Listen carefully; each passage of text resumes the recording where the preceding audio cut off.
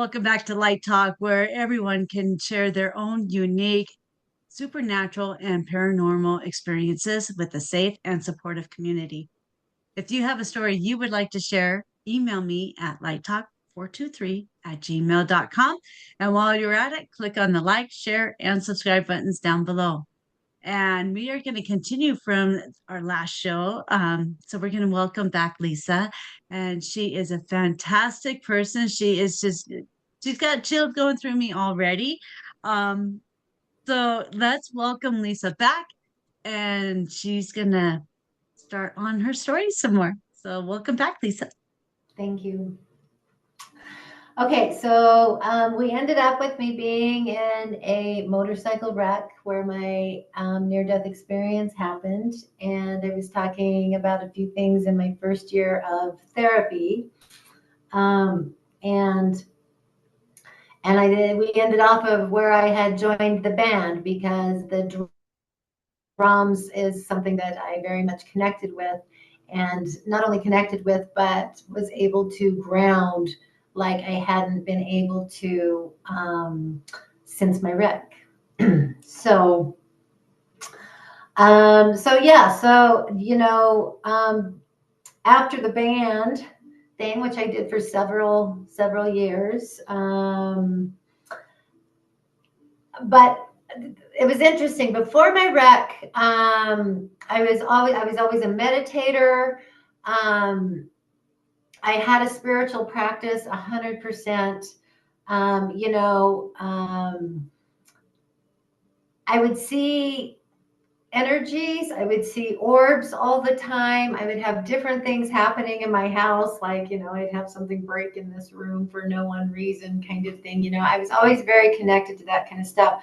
I always wanted to connect with spirits, but I think I was too afraid. There was a fear there of me seeing them, and so I never did. After I bumped my head, I stopped seeing orbs and that kind of stuff, and I began to have some experiences with seeing spirits.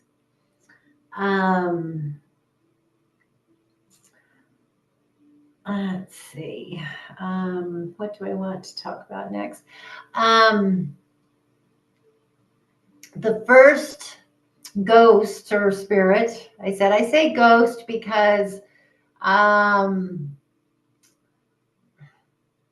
probably shouldn't say ghost because, he was a spirit, but it felt like a low frequency ghost, not like evil, not anything like that. It was like kind of a stuck ghost kind of thing.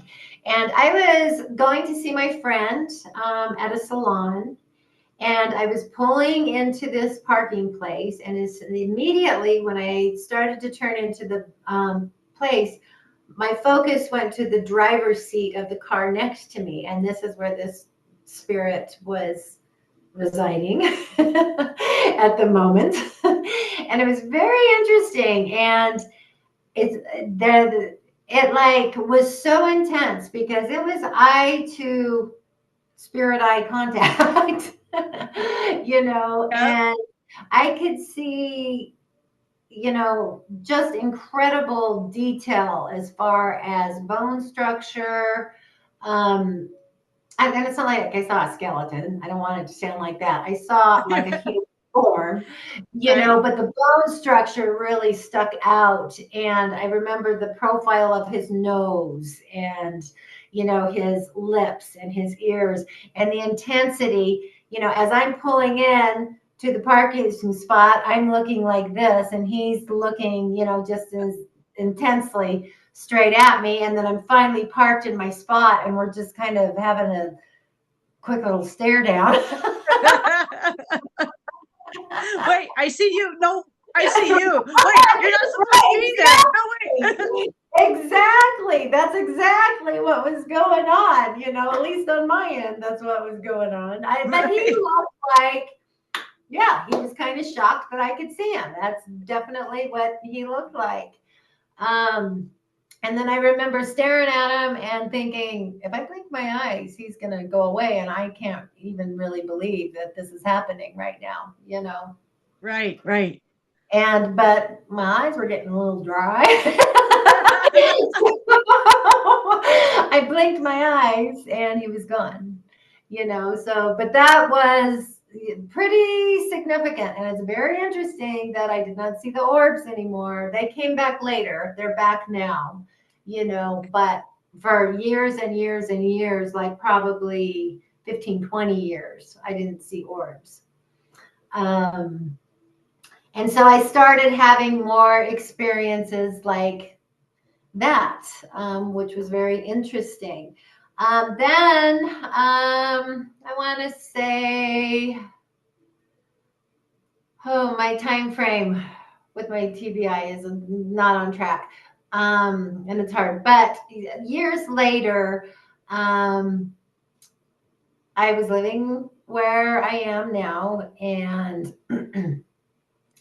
my parents had a place up in the mountains, and I decided I wanted to be in the mountains. And so the boyfriend I had at the time, he and I moved up there, and we were going to build onto a structure that my parents had up there. And I was going to rent my house out here in Loveland. And I hadn't been working since my TBI.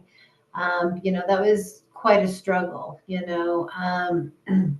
And so I felt like this was a form of income if I rented my house. Right. When I went up there, and I should also say, before my wreck, I was an avid dreamer. You know, I dreamt every single night. I dreamt in color. You know, it was I dream all night long kind of thing. After my TBI, there was nothing, absolutely no dreams at all.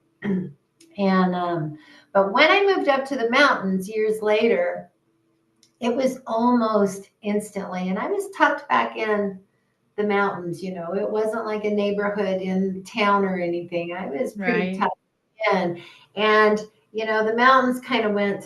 There was mountains on either side of me, and so you know, down in here in this little it was bigger than a crevice, but you know, where the little bit of land was between the mountains, you know, there was a little stream and whatnot, you know.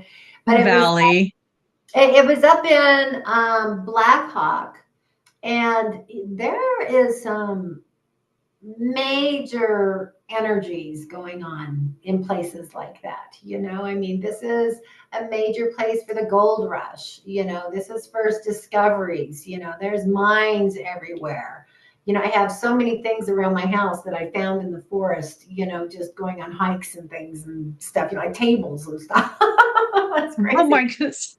It's crazy, you know, but my point is there is just so much remnants there. And the Yeah. way I don't know if you've been to Central City or Black Hawk, you know, but there's not any flat areas. You're either driving like this, or there's always an incline, you know, and the way the energy is held in those mountains is pretty intense, you know, which I was not aware of like I am now when I first went up there, you know. But I say that because I started, you know, almost instantly having vivid, you know, dreams again, lucid dreams. Wow. And they were very, very often. And it was always, you know, me a lot of times trying to locate the boyfriend I was with. And Hmm. um, it was always like I was in some kind of maze, like in a house, it would be a house of many rooms. Or if I was downtown, there would be like pathways of bridges and sidewalks and things. But then I would go into a building and it was just like packed with people and just trying to constantly navigate. It was exhausting, you know, but and then Sounds like it. they would involve like, you know, one specific dream had just this black panther that was it felt like it was coming to get me. I'm not sure if it was because I woke up because I got scared. It Yeah. probably trying to get my attention more so, And, we humans are kind of dumb because, we have to have like major things hit us until we choose to, wake up. Hence, Right. the TBI.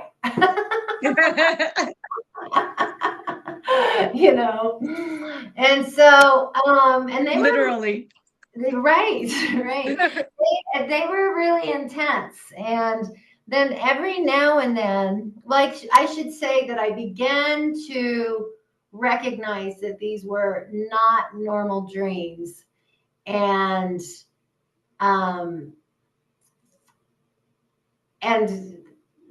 I was in a situation that I needed to get out of, kind of thing. And every now and then I would have a different kind of dream, which would be all sparkly and cute and in nature and, and I was always with this one person. And, but I would never see the face of this person. But through this dream, there was the promise that I would be loved again, in the way of how I interpreted the feeling of love, kind of thing. And like, there was no worries to go there, and this gave me strength, and it gave me something to look forward to, because they were just as intense as the other ones as far as what I felt, Mm-hmm. The meaning was really strong of what the message was trying to say. Right. Like it was, it was like, okay, come on, it was a promise from the heavens is what it felt like, and that I was not alone. Right. And, as time went on, this was not a healthy relationship at all. And there was one day, now this person never beat me, thank God, by the grace of God. Once again, I've been in precarious situations in my life, just like when I was being molested, but I am so lucky that I didn't have a worse situation like so many people have. And he did not beat me, but there was a lot of games going on, and there was humiliation happenings. And, like there was this one time where we were living in a trailer up there while we were building our structure, and he took that we didn't have, normal water. We had to bring our water in. And so we would put him in those 5-gallon containers, and he would do things like one time he lifted it up and poured it all over me in the trailer to put me in a humiliated kind of thing, and then the thing and so little things like that would happen, and I'd be going, really figuring out how I needed to do this, because it was scary because I had neighbors, but not close neighbors, and I was in a place where if I was screaming, no one's going to hear me, right. And so I felt like I had to be extra smart. I don't think I was all that smart in it, but that's what I'm going to say. I had to be logical. I had to be super logical. And the last thing that happened that really put things in gear was we had just come home and we were in the truck, and it was so bizarre. This person was just so bizarre, but he put me in a headlock. And it was a headlock, and it's not like we were having this big old fight or anything. It's like he just reached over, and then all of a sudden there I was, kind of thing, But he had me in a certain position where I was afraid to take a breath because I thought that might crack my neck, just that ever so slight. Oh, crumb. And what came in my head there is, I got to get out, and I got to get out now. And so with that, intuition, follow your intuition. Right. That was physical evidence along with intuition going on there, Right. I had the smarts to, I'm just grateful because I know that other people are in far worse situations where they don't get out for a while, Right. and they end up Yeah. getting hurt. Let's see here. Okay, so then, I ended up breaking up with this guy and I ended up moving back down to Golden because my parents had a place in Golden and they had a place in the mountains, and I moved there, because I was renting my house and it was a situation where they could help me, I could help them in certain ways, and so I ended up in Golden. And I guess I should say that I am the only kid out of the family that really ever moved away from the family. My sister did for small spurts, but I moved away. I moved up to Wyoming, when I was 20 years old. And so I was never, I was at least a minimum an hour or so away ever since then. And so, and I say that because I think it's significant, because I think spirit brought me back to the intimacy of my family situation for future learnings. I feel like I had to be like socked right in to it for my growth kind of thing. Mm-hmm. Yep. Let's see. And so while I was living in Golden, I was at a bar in Golden, and in walks this person. And it's a bar that is in a rectangle shape. And I was at the very back of the bar, and he was coming in the front door on the opposite side. And this is significant because, we got eye contact immediately. And as he kept approaching, walking further and further into the bar, my thoughts were, I don't know who he is. I don't know what he's about, but I know I'm supposed to be doing something with him. And I have no clue what it is, if it's a relationship, if it's not a relationship, but this is no accident. And hanging out with him for a while, I say for a while, I think it was like 6, 7, maybe 8 years, something like that. It's a while. So it was a minute.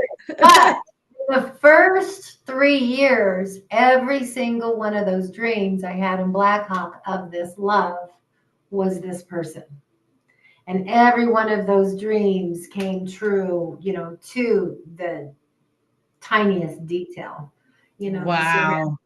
and everything, like that. Now, I also knew with this person that he is an extremely intricate, important person in my life. But it was not a relationship. He's not my forever relationship.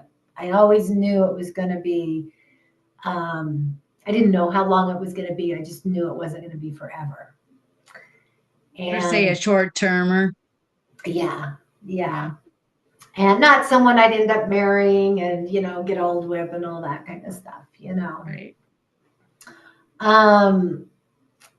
And so let's see, where do I want to go next?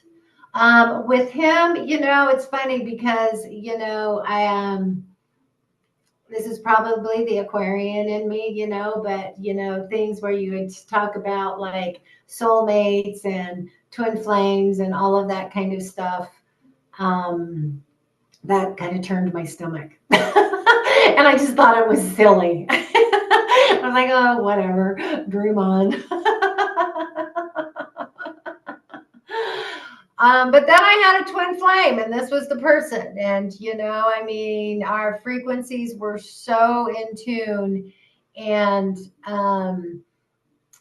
he felt like the female or the male version of me, and I felt like the female version of him. There was really no separation in this relationship. Wow.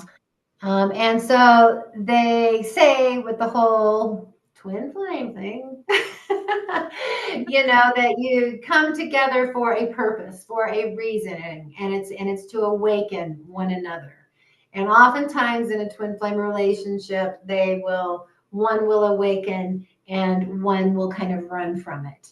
And then, these energies, once they come together, you know, we don't have to be face to face, but like right now, I'm as connected to him today as I was when he was in front of my face, kind of thing, Right. and Right. Energy. yes. And it definitely, I ended up having an extreme awakening that I'll get into.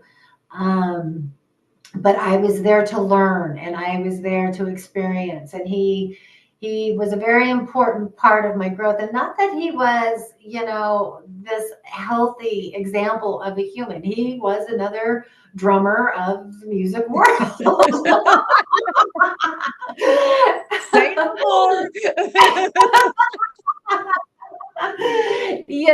But what he did do for me is he brought innocence back to my life. We spent so much time in nature and in a different way, in a loving way, in a pure way. And we road tripped everywhere, and he was, musicians have a wonderful knack of using beautiful language and writing beautiful songs, and hanging out with them is just like you're living a song. Yeah. And so it's what I needed. I had come from this such intense place, brain injury, healing, trying to figure out life the best I could. And then this bad relationship, in the mountains. And, so it's like spirit was giving me this opposite thing.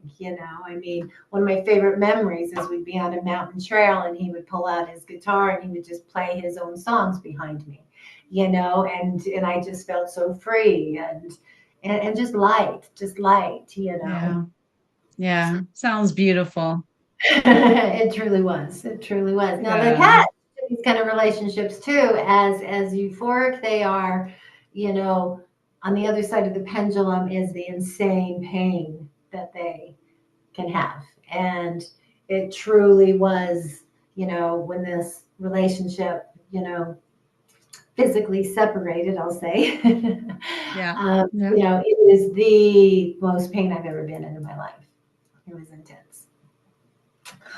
But that took me to when it was happening, I knew I was going to have to feel this pain, and I was scared to death too, absolutely scared to death.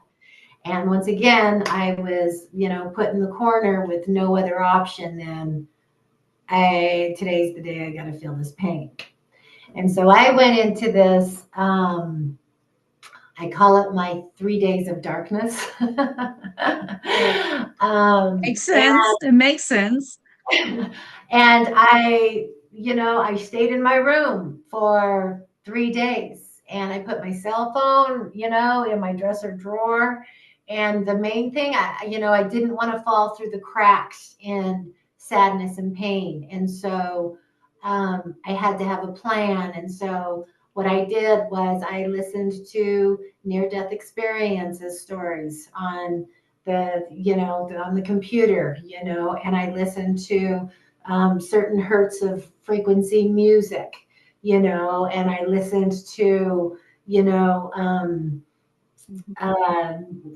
not so much guided meditations, but people talking to soft music and that kind of thing. Just something to kind of help me keep me a little steady, because I was scared to death that I was going to break apart in pain, Well, you did a fabulous job just thinking of doing the meditations as listening to the music and all of that. I mean, that took a lot. Thank you. Took a lot to get yourself into that mode to help yourself. That was beautiful. It really did. It really did. And I had to have some kind of backup, and those kind of things were going to be my backup to kind of hold me, Yeah. in frequency, Yeah. So during this time, I ended up, having a life review. And I I think that's exactly what happened. All of a sudden I was reviewing my life, and I saw, why people in my family, not limited to my family, others, but a lot of it was with my family, why they acted in certain ways, and why I acted in certain ways. And it was a both sides of the story, coming to surface kind of thing, and Right. I had a completely, it was a more than large picture of, I had more understanding than I had ever had in my life, of why my life was the way it was. And then about a month later, it was February 1st. No, I can't go there yet. I can't go there. Actually, right before this 3 days of darkness, separation kind of thing happened. Like the summer before, I went into something where I wasn't depressed, I wasn't suicidal, I wasn't, I just was not getting out of bed except to go to this person's house that I talked about with the twin flame kind of thing. And that's the only thing that would get me out. And I would pray at night, and I would say, God, I said, I've done the meditations. I've gone to channelers. I have learned about channeling. I have done, the affirmations. I've done workshops. I've done, everything that I know to do. And, I'm bored because I don't know what to do with. I don't know what else to do, and I don't know why I'm here. And so, if this is it, please give me my last sleep, and that I kept waking up every morning. And then I went through a few things with my family that were extremely, extremely hurtful. And I learned a lot about a weird kind of dishonesty dynamics that played out. And there was a particular incident where my brother had passed, and I wasn't, me and my brother did not have a good relationship before he passed. But he was still my brother, and Exactly. he was my closest brother. He was the other sibling living in the house through all of my childhood and teenage, and the rest were kind of gone, And so he was a significant part of my life, and the family was getting together, and to spread his ashes, and nobody told me. And I found out kind of in a hearsay kind of way, well, in fact, my brother had come out of town, and I thought that was weird, and then he's on the speakerphone with my sister, and my sister is expressing how she's concerned of how I'm going to feel because I hadn't been told, and so it was, this is the kind of dishonesty I'm kind of, that I'm talking about and referring to some degree.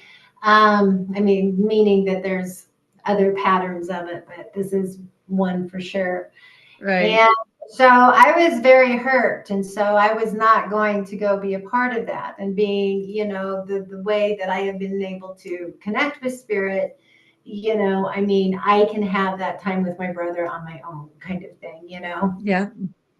And so I didn't want to be a part of the family, whatever they had going on that day. And so I stayed away, and I came home probably around 10 o'clock at night.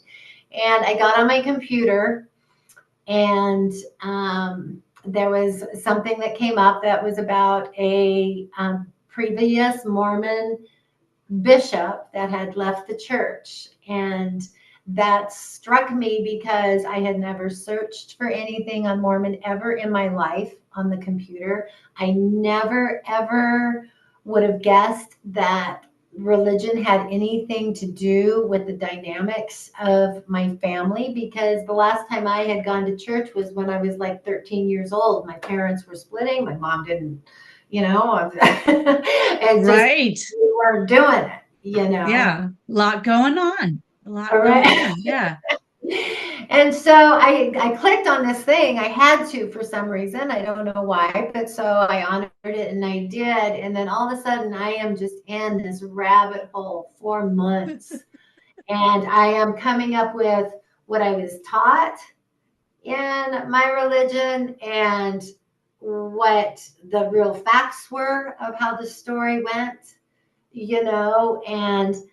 and when I was listening to this guy, it wasn't about the dogma that he was speaking about or what he went on to do or anything. It was when he was talking about how he reacted and the way he interacted with people through different situations. And that's what got my attention. And that's what got me curious.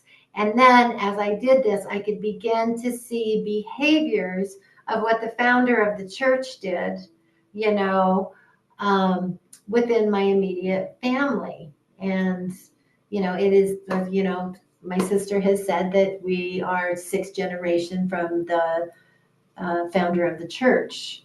And so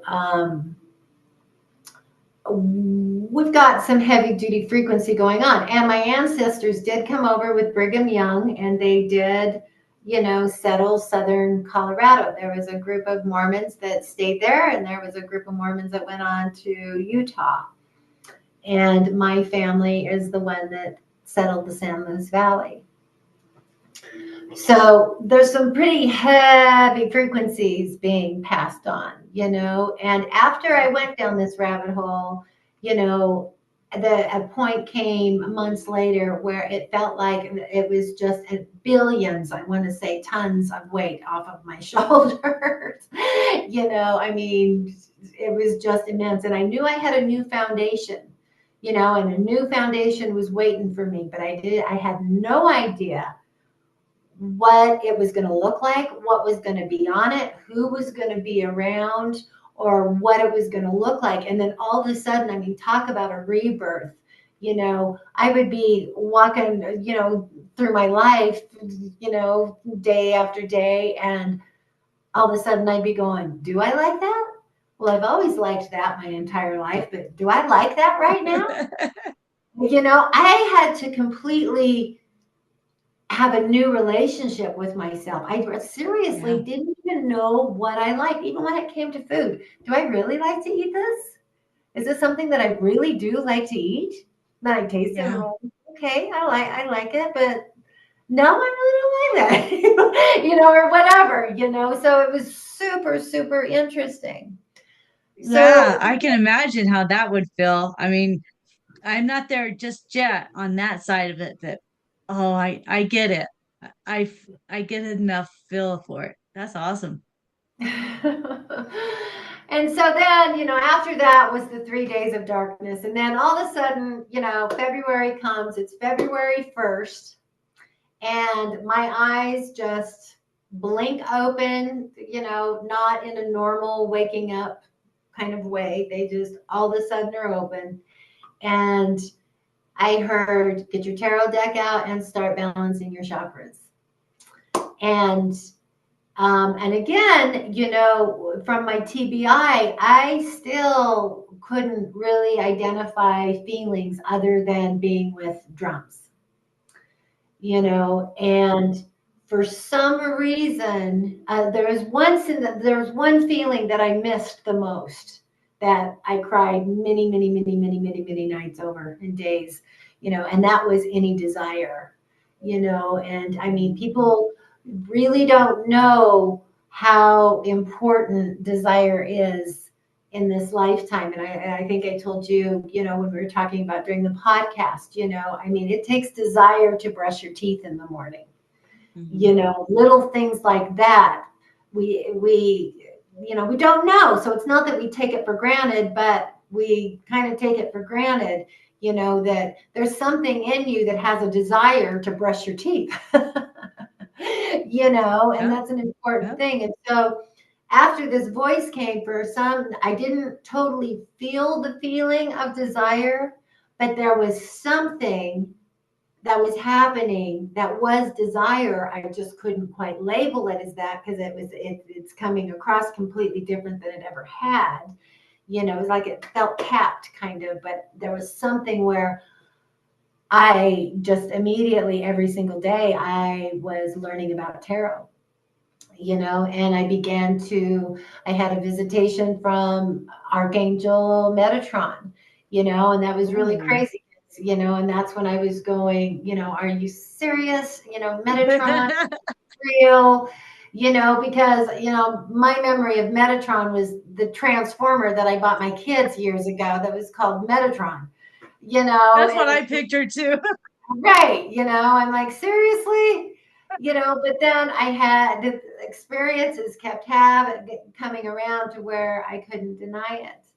There was a time where, I was going to volunteer for this place that was close to me in Golden that did therapy with horses. And I was raised with horses, and Oh, that's yeah. what my dad always did, and so, I really wanted to do that. And so I was getting ready. I hadn't scheduled the interview. I was just, again, this urge was like, get ready for this interview, Uh-huh. And so I was getting my clothes, my outfit picked out, and everything that I would need, even though I hadn't even made contact with the place yet, and then all of a sudden I hear this static sound. And I'm going, and it's getting louder and louder. And in the background, I'm hearing these voices, and I'm looking all over and I'm going, where in the heck is that coming from? And my computer's on my bed. It's closed. I open the computer, I put it up to my ear. I don't hear it. And finally I find my phone, and it's coming from my phone. And it's like, I brought it closer. And then when I said in my head again, there's voices there, in the static, and then it went away. Mm-hmm. And then my grandfather started, coming to me in meditation, and it was just like this insane amount of warmth and comfort and like caretaking kind of thing, and then, Wow. I had one particular lamp, that, he started blinking my lights, and then, it was, I would ask, I would write questions. Well, I guess I should say I started going to this group at the spiritualist church in Denver. And they met every Thursday, and it was a place to where you could practice abilities kind of things, And so I'm talking about this stuff to one of the gals that leads that group. And she says, well, ask who it is. She says, write it on a piece of paper and ask who it is, And so I made cut out a little heart, and I put, grandpa, and I cut out another little heart and I put yes, and I cut out another little heart and it said no. And I would ask it, and the first time I did is this you, grandpa? And I would come down, and then grandpa's heart would be on the floor. Now I checked everything to make sure there was no drafts. I checked every single possibility there possibly was to what could have made that go off, onto the floor, and, no one needs to know more that it's real than the person it's happening to, Exactly. Exactly. Oh, that is so true. So true. So, different things like that started, happening, and again, this new desire that I hadn't felt, still can't totally label it as that's what I felt like I felt before, but there was something that pushes me. It still happens today. That's what keeps me going, Let's see, where am I here? Oh, and I do think that, coming back to my family was also a part of everything that happened was spirit trying to get me to open up my relationship with my intuition. There was one example I'll give you is I was staying in the basement of my parents' house in Golden, and no one in my family, they, for whatever reason, never came down there. And, the relationship was different than it had ever been in my life, and I didn't understand it. But I had this sense that I was getting visitors when I was not gone, when I was gone. And so I would do things, Interesting. I would put, I would feel this happening. And then, finally I would put the door and not quite completely shut, but kind of shut, and I would Yeah. leave something hanging on it or something in a precise kind of way. I would, you know, things that wouldn't be noticed by them, or anyone Right. that might be down there, to where if it moved, I would know. Right. And so I started doing that, and sure enough, things were moved, and I think this was another way of spirit, teaching me how to rely on my intuition. And Yeah. since then, especially going down the Mormon hole, my family, I understand, and the 3 days of darkness, I understand why they do the things that they do, because they were raised with what they were raised with, just like me. They're just Right. choosing to stay in there, and I'm not. And one thing that was really significant in my learnings is that you can't just quit going to church. That's what my parents did, in this particular religion. I know, I don't know Yeah. about others because I haven't been in them, but this Right. particular religion, you can't just leave it. You have to deprogram, Oh, and you wow. to reprogram. And so that's why it was so confusing that this had a dynamics of, fed the dynamics of my family. Because again, I wouldn't put religion as any part of it, but then as I went down Right. that rabbit hole, I went, oh, okay, these actions and reactions and habits and things are still happening with different words, kind of, Yes. you know. Yes. So, Absolutely. uh, let's Absolutely. see. What else do I want to say? Three. Let me just look here on my notes real quick. Okay, and so then, I'm living with my parents, and they, they go to theaters and they go to libraries, and then all of a sudden there's an issue of bed bugs. And apparently, I now am an expert on bed bugs because not only did I have to deal with them once, I had to deal with them like 5 times because my dad had dementia and he didn't want to work with me. And it was very, very difficult. And the process that you have to do is just insane, and um, holy cow.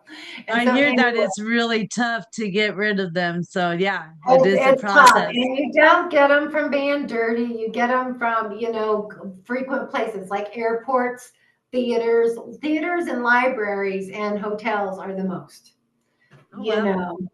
And so, and that's where what my parents did for entertainment. They went to the library and they went to movies, you know.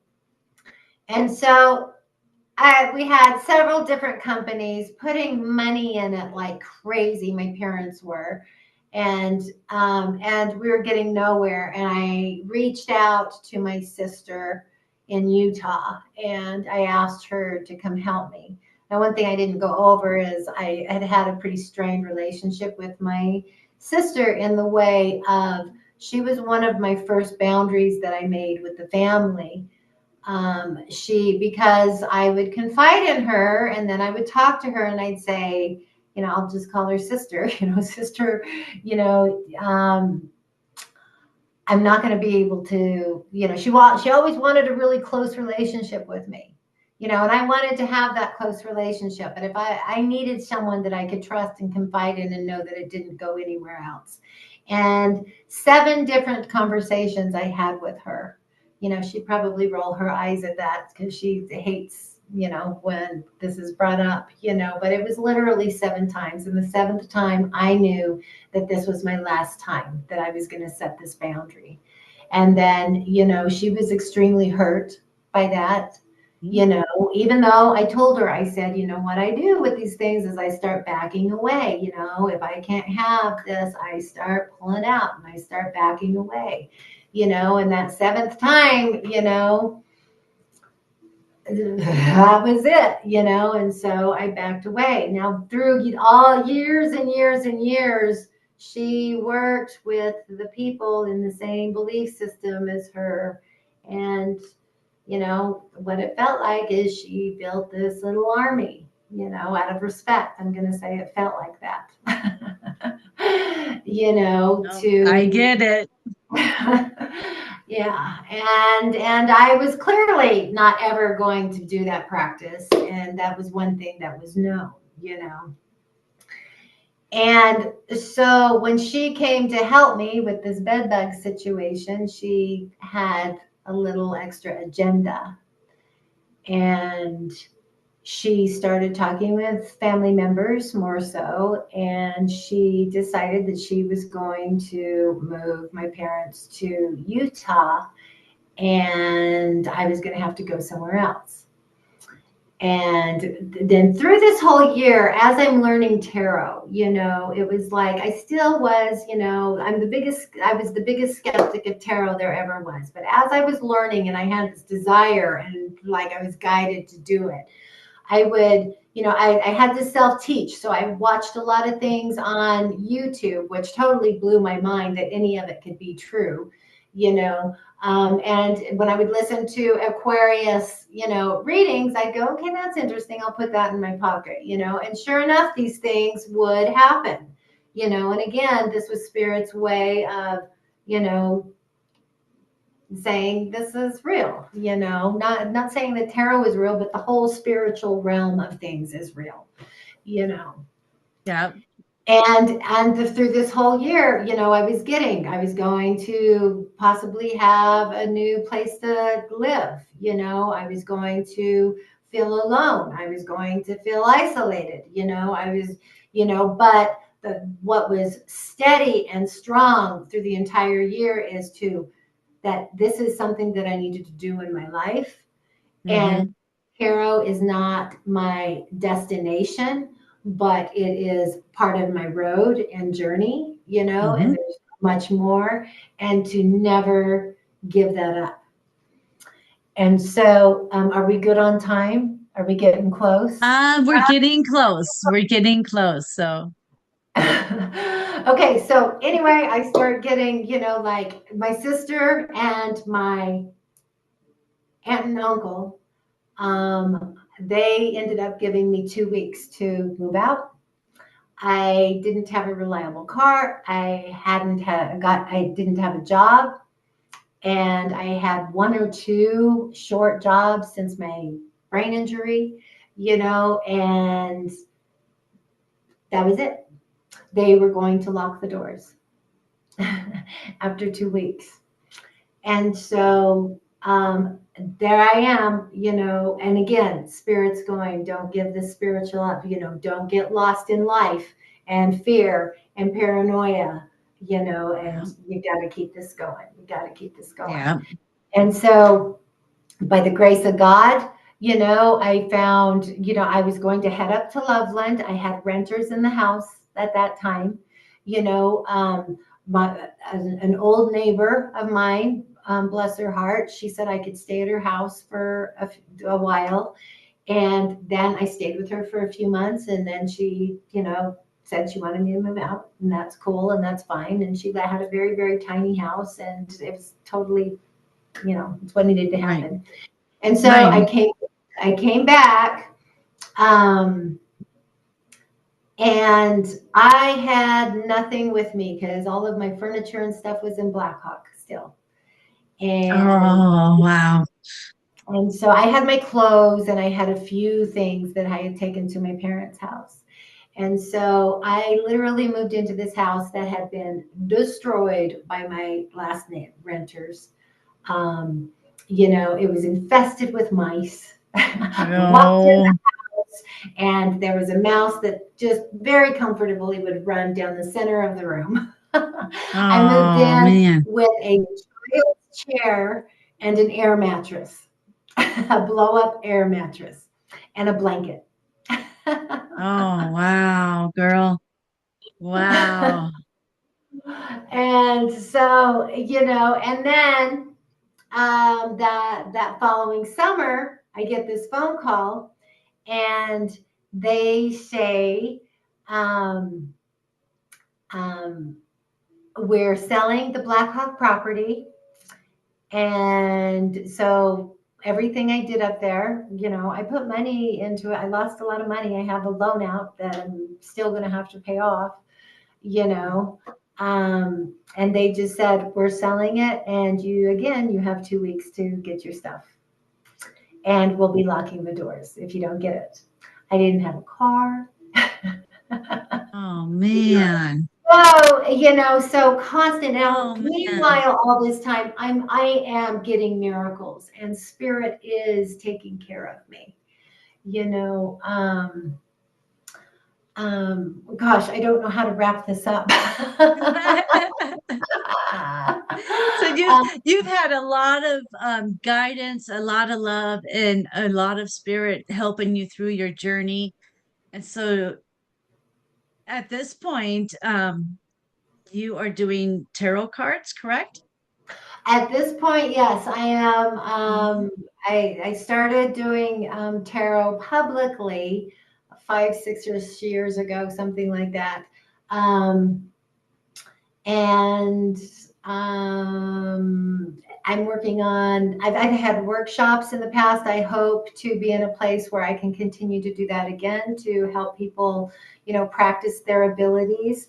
I've had messages that what I am here to do is to assist people in opening up their relationship with their intuition and relying on their intuition. And this is very much a part of the situation of the world right now, that this is what needs to be fed.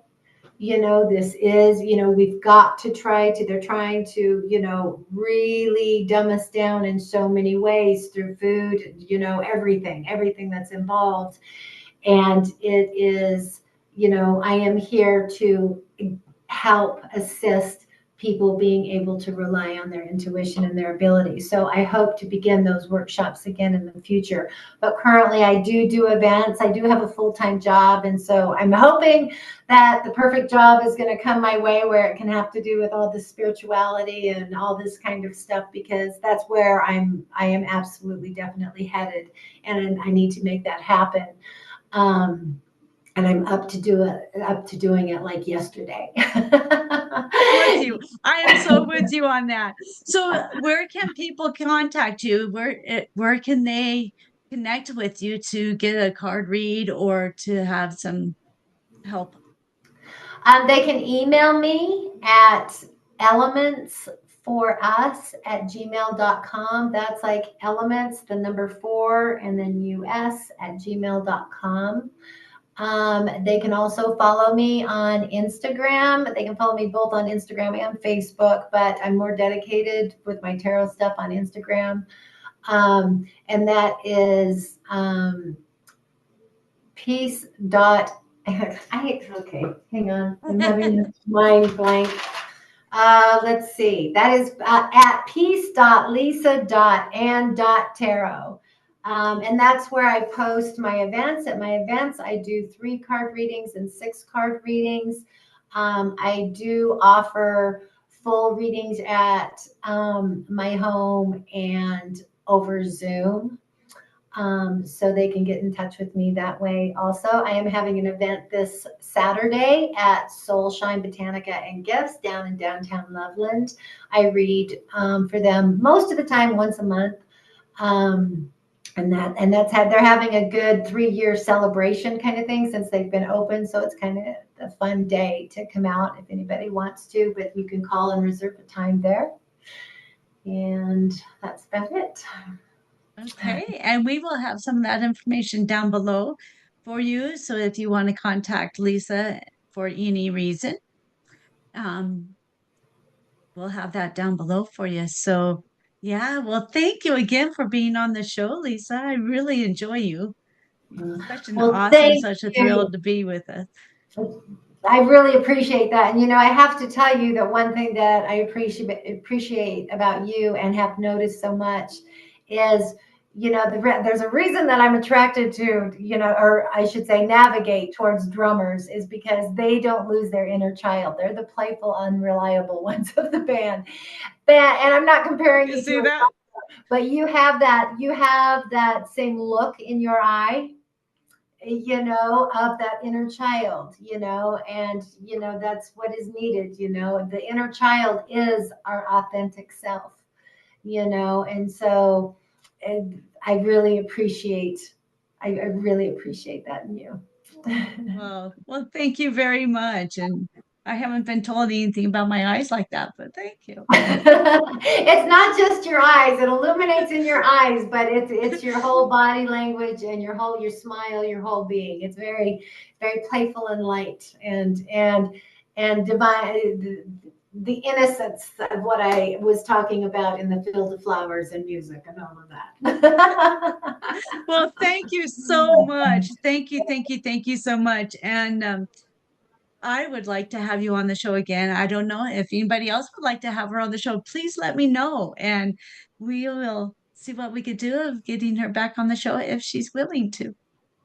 Oh, I would be more than happy to, and I appreciate this opportunity. I really appreciate this opportunity.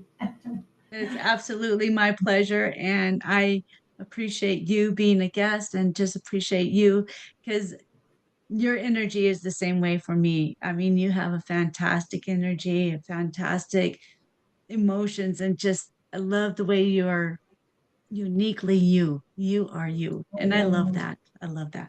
So, That means a lot. Thank you.